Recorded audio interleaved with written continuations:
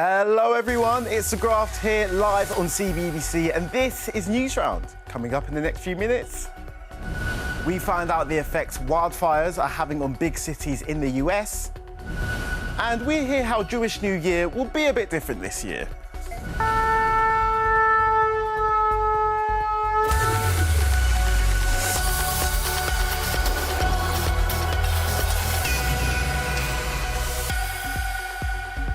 But first up, more than 2 million people in England and Wales face extra lockdown restrictions due to be announced later.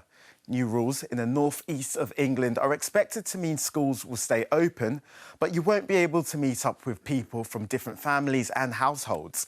Similar restrictions start in South Wales later today.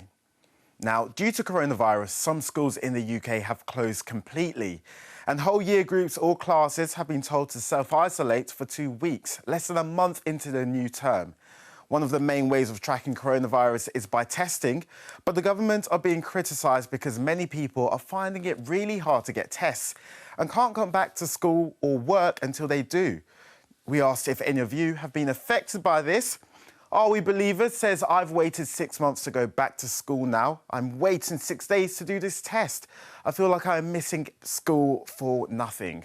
Well, Astro told us I don't have symptoms anymore, but my mum is still looking for a test for me. Whilst another Newsround viewer says, I think people should prioritise children as they're less likely to have symptoms and could spread it to more vulnerable people without knowing. Well, thank you so much for your comments, guys. Please keep them coming in. Next up, on Friday evening, the Jewish festival of Rosh Hashanah begins. The festival celebrates the new year and lasts 2 days. But with the new rules in place across the country, this makes celebrating the festival more difficult. So, can families still celebrate together? Well, of course they can. Take a look. Hi, I'm Maite. And I'm Gavin. We're Jewish and we live in Manchester. It's Rosh Hashanah, which is a very important festival for Jewish people. But this year it's going to be different for all of us because of coronavirus. Rosh Hashanah is the Jewish New Year. It's the time for new beginnings and fresh starts. On Rosh Hashanah, we are celebrating the creation of the world.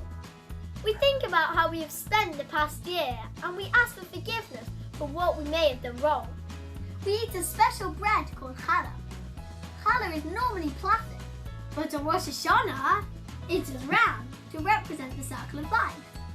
We always eat some new fruits which we haven't eaten in the past year, so we always manage to find some exotic and often strange looking fruits.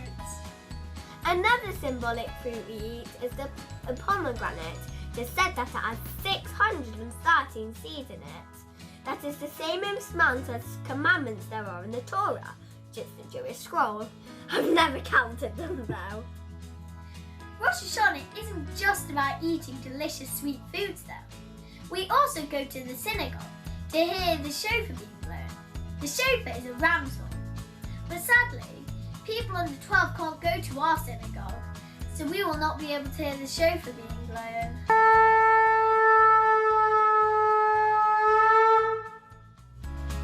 We hope we will have a sweet new year, so we have sweet food including apple dipped in honey.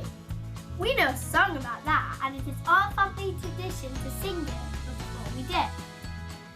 Dip the apple in the honey, say the bracha loud and clear.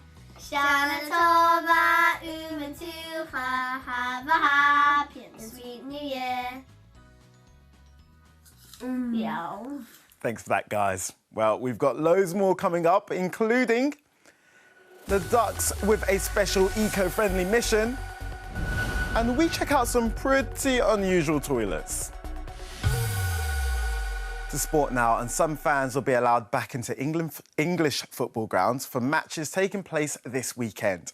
Middlesbrough, Norwich and Hull City are amongst 8 clubs who can let up to 1,000 supporters in to watch the matches. Fans have been kept away from league matches in England since March because of the pandemic, and talks over the return of more fans continues. Next, with wildfires burning parts of the US, people living in big cities like Los Angeles have their skies polluted with smoke. They have to wear face masks to protect from coronavirus, but it also protects them from air pollution too. Here's BBC correspondent Peter Bowes showing us what it's like in there at the moment. Over the last few weeks, hundreds of fires have been burning across the western United States, here in California and further north in neighbouring states Oregon and Washington.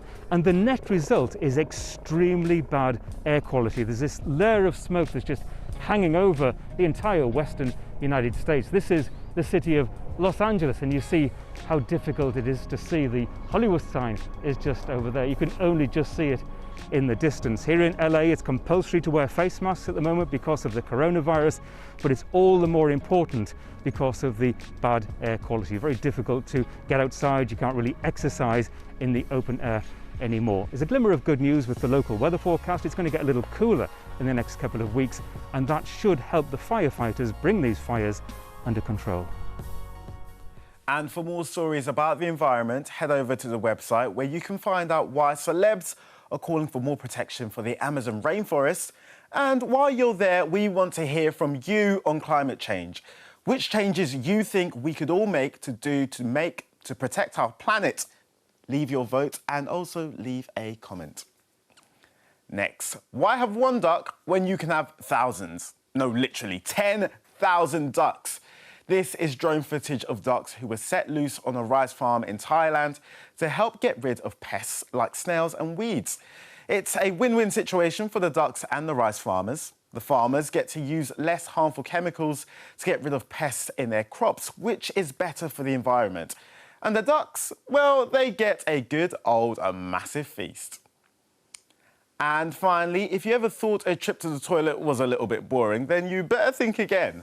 Martin has been finding out about some unusual toilets in Japan. Toilets, loo, lavatory, WC. Whatever you call it, I bet you haven't seen one like this before. These unusual public toilets are in a park in Tokyo. And yep, the walls are completely see-through. But luckily, they turn cloudy when you lock the door. Thank goodness for that, eh? They've been designed so that people can check how clean they are before they go in. And there's a clever system behind it all. The walls are kept clear by an electrical current running through them. Locking the door cuts the current. Fortunately, that also means that there's no danger of all being revealed if there's a sudden power cut. Now that's what I call a loo-verly loo. Thanks for that, Martin. I'm not quite sure I'd be using those toilets, but I'll consider it. Right, that's all we've got time for right now, but there is loads more over on the Newsround website. Bye.